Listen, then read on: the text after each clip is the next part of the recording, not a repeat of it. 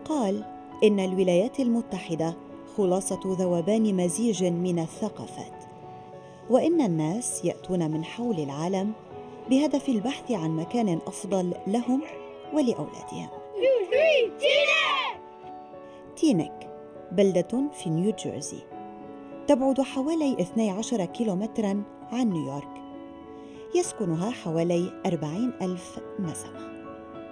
بلدة غنية بالتنوع الثقافي، سكانها ترتبط جذورهم بكل قارة، بكل بلد، وينتمون لكل الأديان. محمد حميد الدين مسلم متدين من سكان تينك منذ العام 1981. كما نشأ وترعرع في تينك آدم غاسن اليهودي الأرثوذكسي. My name is Adam Gusson, and I'm the Deputy Mayor of Teaneck. Mohammed Zubair Hamiduddin, Mayor of Teaneck, New Jersey. The mayor and one other member of the council, Adam Gusson, were high school friends. We grew up playing basketball together. I think like most young kids, not so focused on the things that make us different, but those common activities. Can we talk sports together? Can we play basketball together? Can we go out and play football? Can we do this? Can we do that? And so it really was just a friendship based on common interests that any two kids in America would be likely to have. We got married at the same time, around the same time, and then we had kids at the same time, and we've gone through life with all these natural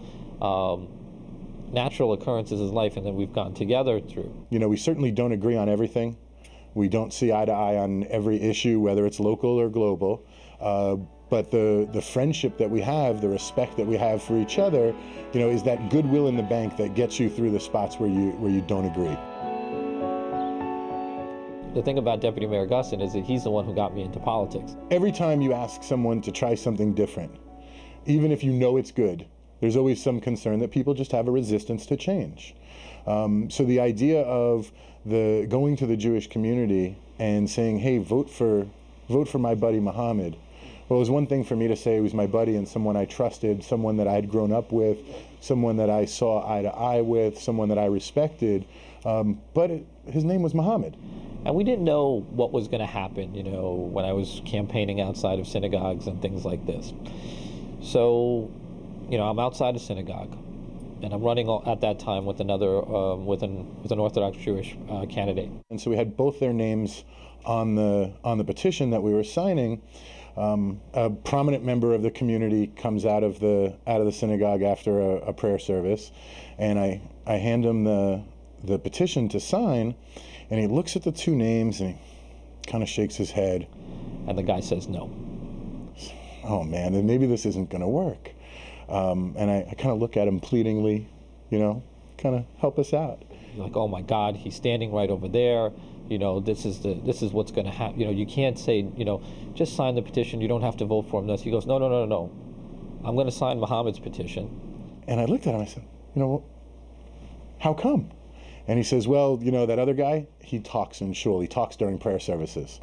So as far as this guy knew, Muhammad had never once talked during, the Jewish prayer services where the other guy had. So, at that point, I think it was a real, a motive, we had some momentum. It just really gave us some energy and some enthusiasm. Okay, so it's just about politics. It's about policy. It's about what you're going to do for everyone, not are you just going to take care of the Muslim community? Are you just going to take care of this community or that?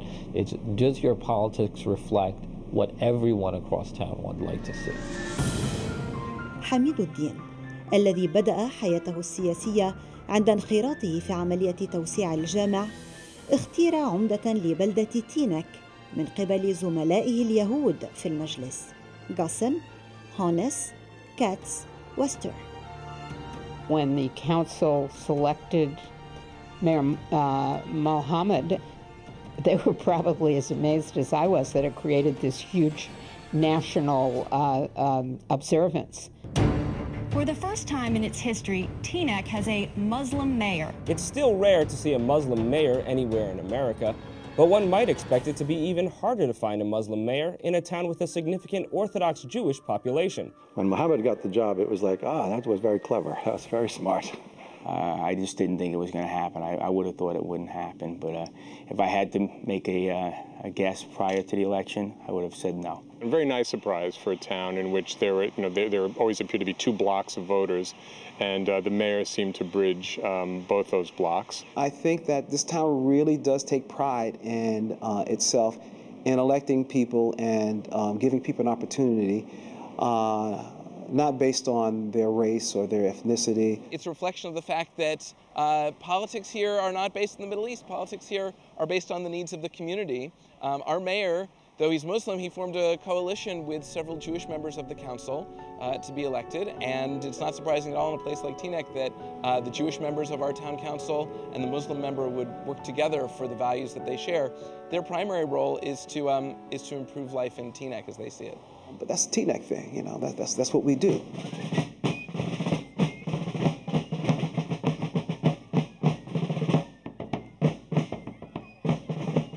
Teaneck, and I say this and I'm a little biased, is the best place in the world to live. And they have a pretty great mayor. I always say that to everybody that I see on the street, but it really is a place where you really have a diverse community and everyone has an understanding as well as a respect for the differences that everyone has. It's very unique in that sense. I mean, you know, I think the average town in Bergen County, well, we're about the second or third largest township within the county. Most towns, you know, have 1, 2, maybe 3 synagogues, churches, or variation therein, you know, 12 to 15,000 people. But here we have 39,000 and just under 40 houses of worship. It's, you know, the density is there. You basically having one house of worship for every 1,000 people, just about. A lot of it has to do with the history of Teaneck. After World War II, the U.S. Commerce Department effort to help rebuild Japan, Teaneck was used as the model community for setting up municipal governments, and Teaneck was literally the poster child of Life magazine as the model American community. And so I think that really becomes the launching point, or the people that were here, obviously, that took part in that historic event, really opened the doors for everyone else. الباب، ديفيد، باتريك وجون زملاء في الدراسة وأصدقاء في الحياة. ما يميز صداقتهم أن الباب مسلم، ديفيد يهودي، باتريك مسيحي وجون ملحد. I guess we all met our freshman year. We all, you know, play basketball together, like in our free time, and we all, you know, hang out in our free time in school and stuff. So that's how we met, I guess. Obviously, when I met all my friends here, Patrick, David, John, I would ask them, and we once in a while we'd have those conversations where we talk about religion and have those deep conversations. We just go into it, and we just feel very comfortable with each other. We don't really argue about religion. We do talk about it, but you know, we don't really disagree on many things. And if we do, I don't think it always stirs up an argument. I mean, I'm atheist, so I'm not into much religion, but I mean, talking to them and listening to their conversations, I've learned a lot. I mean, before coming to the school and before being friends with them, I didn't know nearly as much as I do now. When I met Al-Bab, he's a Muslim and I'm Christian, I learned a lot about Islam. I learned a lot about their ways and a lot about the things they do. And now, you know, I'm educating in that topic. And when I talk to people, I know, you know, I know what you believe. I know what you're about. There's a big Muslim community, there's a good Jewish community, there's also a good Christian community, so it's really a great connection between them, and it's a pretty big town too, so there's really good interactions within each other, and we just respect each other, and there's a great love between and among these different religions in Teaneck. You know, it's not all always sunshine and roses. We have our problems like every community has. We're not perfect here. Everybody comes in with a certain set of expectations of what they think another person thinks. We're always a work in progress, and we always come farther than we were before. The more positive aspect is it's such a culturally rich community. As you talk to these different groups, one of the things that kind of makes me smile is what's important to them is family, and that's Jewish people, Catholic people, Muslim people. I don't think you just can't get that in many places. And so it's in many ways a privilege to live in a community like this. Allahu Akbar, Allahu Akbar, La ilaha illallah, alhamdulillah. والد عمدة تينك محمد حميد الدين هو أحد مؤسسي جامع دار الإصلاح. We came with 2 suitcases in our hand and a very little money and a dream. And we had no place to pray. We used to pray in basements, in community halls, in churches, in garages.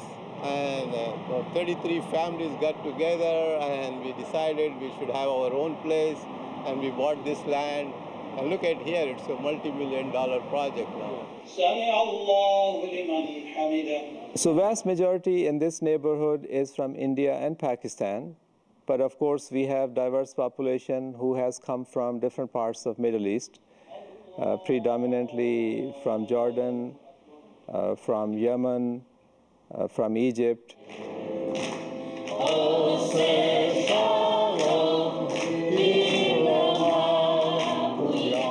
The Jewish community in Teaneck is very diverse. We have a large Orthodox community, and we have about a dozen Orthodox synagogues, but there are also some non-Orthodox Jews. The Orthodox community tends to be a little bit more conservative politically, and the non-Orthodox community tends to be a little bit more liberal politically. And so we have our disagreements on a number of things, but one of the things that's important is we do try to come together as often as possible. Oh Lord, I know you are near. St. Anastasia is a very multicultural parish. At the present time, about 40% Anglo, 30% Asian, 15% African American, and 10+% Hispanic. Somehow, from the beginning, there was a sort of progressive flavor to this town. You know, and I know that the town was one of the few in the country that voluntarily integrated their schools. We had kind of taken bows as we were the first town to integrate our schools. We were the first community to do many wonderful things, and we could just live on our laurels.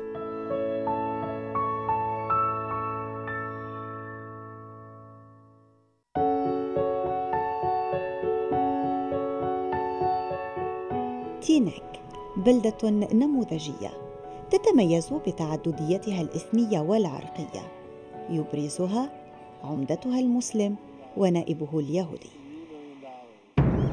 لكن الصورة لم تكن دائما وردية، فالبلدة مرت بفترة متوترة وسوداء.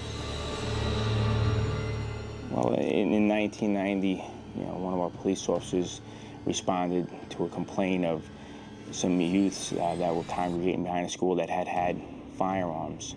And when the officers approached, they went to pat down the people that were involved, checking for weapons, and the one young man ran, and subsequently the police officer shot and killed him. We took a big hit that day. Nobody wants to take someone's life, and that can never be changed. Right away, we had large-scale disturbances. There was a lot of public outcry that, a white police officer had shot a black youth in the back. You went out into the community, and especially in the minority communities, there was a lack of trust. A common occurrence was, when you pull up on a group of people that were responding to a complaint or something, people would put their hands up and turn around and say, "You're going to shoot me in the back."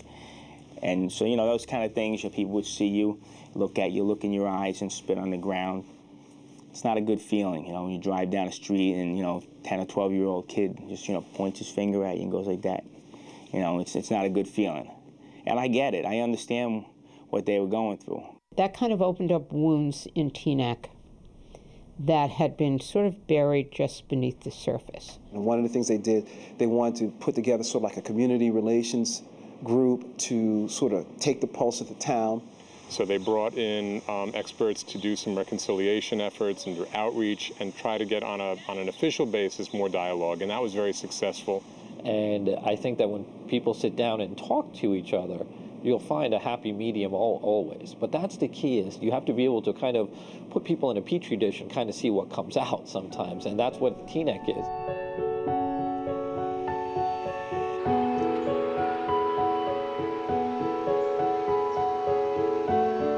park itself is one of my favorite places because this is where interaction is just informal and friendly and non-pressure on the tennis courts, on the basketball courts, just walking around the perimeter in the playgrounds.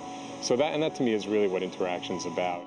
It takes attention, it takes work, and it takes communication lines being open so that everybody feels that they are a valued member of the community. Temple Emeth and the Darul Islam Mosque in Teaneck have engaged in Muslim-Jewish dialogue for about 2 years. This was an initiative begun by two national organizations, the Union for Reform Judaism and the Islamic Society of North America. So Temple Emeth took the initiative. We reached out to the Darul Islam Mosque and we formed a group of 12 Jews and 12 Muslims who would meet monthly and have a dialogue. I actually did not want to join. When the rabbi called me, I said no.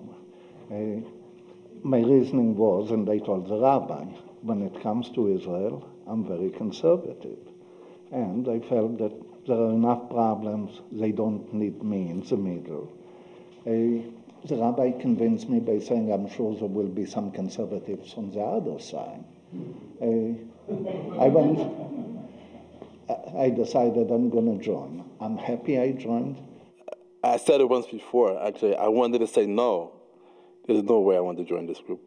Just the whole idea. I said, why do I want to sit with Jewish people? Yeah, why? I don't have the time. I mean, I don't want to do it, and what I'm going to learn. But I'm glad I did, though. I really am glad I did, and I have a lot of respect and love for everyone in this room. I jumped on the opportunity because I believe in unity of human beings, regardless of their faith. And I have done in other organizations too, in non-religious. So that was my opportunity, and I jumped on it. Before the first meeting, I was very, very nervous and didn't know what to wear. In any event, I was very, very nervous, and I recognized afterwards that the media really influenced me, and I really was worried. I think our first meeting was very, very cautious, but what's interesting is over time, perhaps the fact that the structure gave us a chance to get to know each other with a very safe context. After a while, I started to get to know people and really like them, even so much so that we could actually argue with each other and come back together and still be friends. I remember this irrational feeling that I had when I went to the mosque in Dar Islam, Dar Islam Mosque for the first time. And there was this feeling like, will I ever leave this place, you know? And I was afraid that I would go in and then I would never come out, you know? You know, we are getting so much globalized these days, especially in the past couple of decades. And I keep thinking that when, in actuality, there is 1 in 5 people walking around on this planet Earth is a Muslim, and how come people would not try to understand what Islam is? It should be a two-way, to know and also to let them know. I mean, it is very important post 9/11, I think, as Americans, for us to understand what it is to be a Muslim in this country and elsewhere. But I also think it's important for Muslims to understand what it is to be a Jew. And I think it took us a year to start to have those kind of conversations, which were tough. A few things happened for me that brought up feelings that I wasn't very proud of, and I was very disturbed by. You know, one of them was the fear and anger I felt after 9/11. One of them was I was involved in a retreat, diversity retreat, and a woman asked me where I was from, and I told her. I asked her where she was from. She says, well, that depends on who you are. She said, I'm Palestinian. And it sort of caught me. And I started to have a lot of questions about my own identity as a Jew and what I really believed and what I really thought. And I knew that this was the work that I needed to do. We're not going to solve any problems with benchmarks of a year or timelines of a year's process or 2 years or 3 years. Nations have not been able to do it. Governments have not been able to do it. So here we are saying, as people, can we do more than they're able to do it because we have more vested interest? And so I think it's been a valuable process to me. I've certainly made a lot of very good friends, but the dialogue needs to continue and persist. And over time, they went from easier topics like what is the role of religious ritual to you, to more difficult topics like Jerusalem and what it means to members of each faith. What they spoke about and what they learned continues to affect the participants and continues to affect the two communities even to this day. At one point, I looked in our youth lounge and I saw 4 Muslim women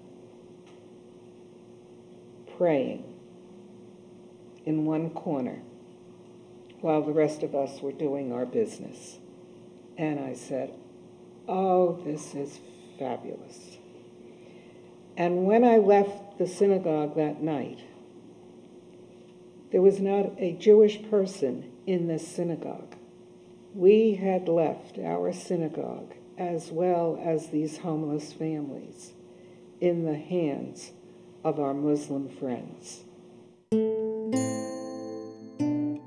كلهم متشابهون، كلهم متساوون.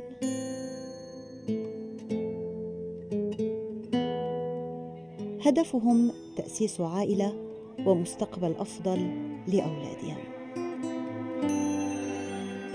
فتلاقوا وعملوا على بناء مجتمع يعكس تطلعاتهم على اختلاف انتماءاتهم.